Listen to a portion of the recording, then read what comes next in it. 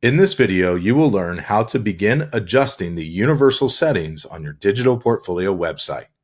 For this exercise, we will focus on site identity and general settings. Now, before you get started, please be sure that you have your color palette handy, as well as your Google Fonts font families that you selected in previous videos. First, you'll want to locate Appearance on the left menu. Under Appearance, you'll notice that there is a Customize option. Click Customize. In the customization user interface, you'll notice that the right side has a preview pane and the left side has a comprehensive menu of options for you to choose from. First, you'll want to select Site Identity. Under Site Identity, you have the opportunity to change your site title. By default, if you set it up correctly in previous steps, it should say Your Name's Portfolio. So in our case, Full Sail's Portfolio. We'll want to leave that as is for now. Under Tagline, by default, it will say Just Another WordPress Site. We want to change that. Your tagline should be something that is relevant to what you would like to be known for. It could be as simple as Full Sail student studying artist management, or it could be music business, or perhaps content marketing, internet marketing, digital marketing. It could have anything to do with sportscasting or even sports marketing and media. Whatever it is that you would like to be known for is what should appear in the tagline field. For this exercise, I'm simply going to make this say, Powered by Full Sail University. Next, you can adjust the site icon. The site icon is this little icon that sits up on the tab when you have your website present on a web browser. Now, by default, it has a little document here. We want to change that to be something more applicable to our personal brand. So the way that we'll do that in this exercise video would be to go to iconfinder.com/free_icons. The link will be provided for you in the text next to the tutorial video. If you would like to choose a different icon from a different site, please feel free to do so. But regardless, for the sake of this tutorial, you'll need to change your site icon from the default document icon. I like these business avatars, and I think that one of these would be applicable to our digital portfolio. So I'm going to select this gentleman here and then download the PNG file.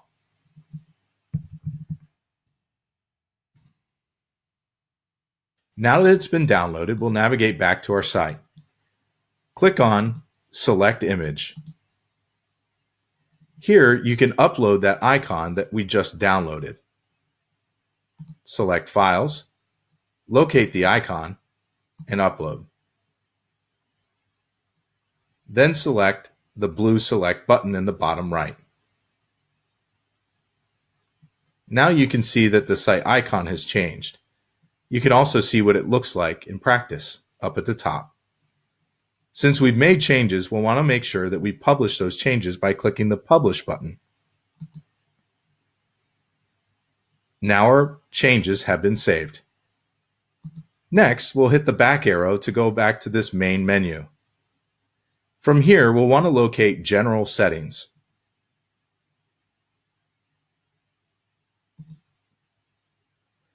General Styles will be what we'll focus on for this tutorial. Under General Styles, you'll see several options to change your colors. For your digital portfolio website, the first color that you will change is the primary color. You can change the color by selecting it. Then you'll see a color palette appear. This is where you'll adjust your colors. Now, as I mentioned before, you should have already created your color palette. So, open up your color palette and select the primary color that you chose previously. Again, your primary color is going to be primarily used for the header text. So for me, it's going to be this hex code right here under this army green color. Once you locate the color, you'll want to highlight the text and Command-C or copy that hex code. Then navigate back to your website.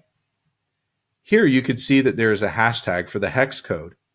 And if we simply Command V or paste, we will change the primary color. You can select it again to close the color palette options. The next color that will change will be the hover primary color. So when you mouse over that particular color, it should change color slightly to indicate to the visitor that they can indeed click on that particular entity. So once more, we click here, and then we'll want to change this hex code to a hover color. Let's navigate back to the color palette. When we hover over a word, we want to indicate to the user that they can actually click what is appearing. So our hover color for our primary header text can either be this call to action color in orange, this bright orange, or it could be this slightly less orange here. It's a different shade of this previous brighter orange. I'll make it this brighter orange. So copy that hex code once more by Command C, and then navigate back to your website. Then you'll want to Command V and paste that text. Make sure that there's only one hashtag before your hex code. Then we can click it again to close the color palette. The next color that will change is the site background color. The site background color by default is a white, pure white color, which uses the hex code of all Fs, 6 Fs. We can change that, or we can leave it as is. For many of you, you may want to leave it as a pure white background. For the sake of this exercise, I will show you how to change the background color. Navigate back to your color palette and select the softest color that you have. In my case, it's this very, very soft gray. Again, Command C to copy the hex code for that soft gray that I have, and then navigate back to your site and paste it in this field. Now my background color of the entire site is going to be this very soft gray color that meets the expectations of the Full Sail brand. You can click the color palette again to make it disappear and can continue scrolling down. The last colors that we'll need to change will be the link colors. Now, as previously described in your color theory tutorial, link colors are designed to grab the visitor's attention, and they also need to stand out in great contrast to whatever is behind them. So for instance, this call to action button is in bright orange. We like that because it's in great contrast to this background. The same would be true with these icons, and the same would be true with these call to action buttons below. So under the link colors, the first color that we'll select is the primary call to action or links that will appear throughout our site. Let's navigate back to our color palette and select our call to action color. Again, the call to action color should be the one that's most vibrant and most demanding of somebody's attention. Command C to copy the hex code, then navigate back to your website. Under the link colors, for color, you'll want to click that color button and make the color palette open. Here, you'll Command V to paste. And now you can see that the color changed for our links. Let's click that again to make the color palette disappear. And now we'll want to change the color for hovering over a link. Again, when a visitor visits your website and sees what appears to be a link, if they hover over it, it should have some mild action attached to indicate to the visitor that they can indeed click on that text or on the button.